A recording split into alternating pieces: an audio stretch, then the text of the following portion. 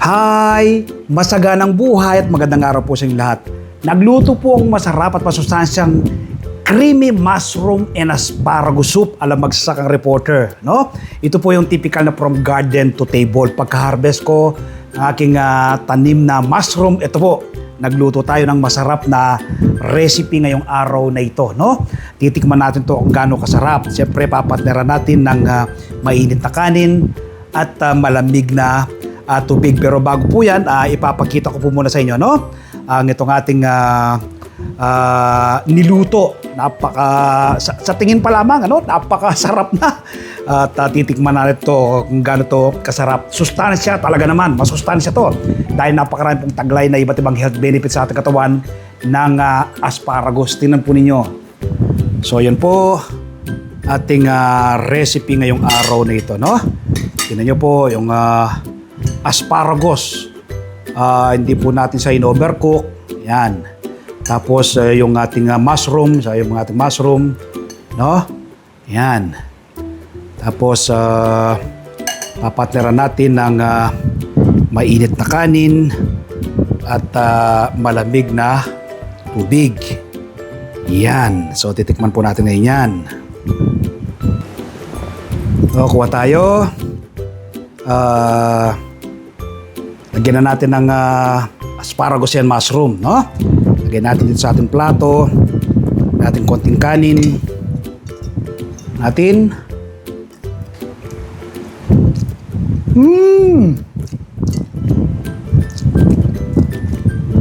Grabe!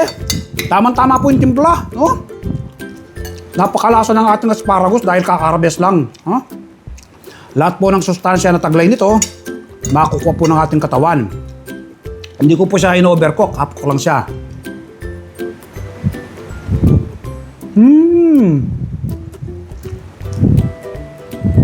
Panalo. Magluto rin po kayo nito, ha? Kaya magugustuhan ng buong pamilya. Yung mga anak, magugustuhan ito.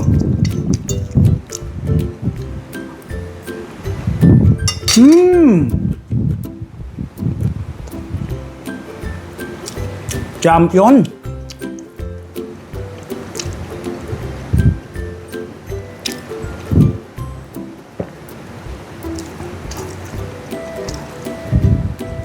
Ito po yung tinatawag nilang from garden to table, no? Pagka-harvest ng ating asparagus, ito. Luto na kagad natin siya ng ganito recipe. Ang dahil pong luto sa asparagus, kahit igisa nyo lang po yan, napakasarap, ano?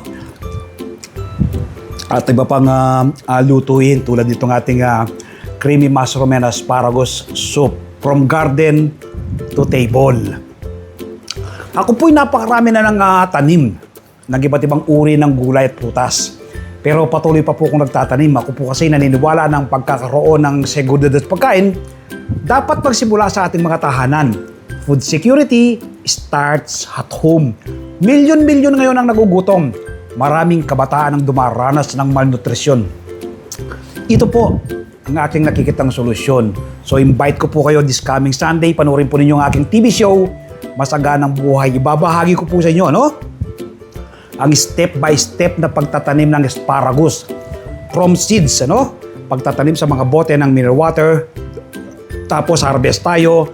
Step-by-step naman na pagluluto ng masarap at masustansyang creamy mushroom and asparagus soup. Napakataas ng presyo ngayon ng gulay sa merkado, no? Kumbinsido po kayo na mataas. Pero bakit ka pa bibili kung pwede ka namang magtanim? So sana mula ngayong araw na mapanood mo ko, magtanim ka na rin ng inyong sariling pagkain. Happy farming po! God bless! Bye-bye!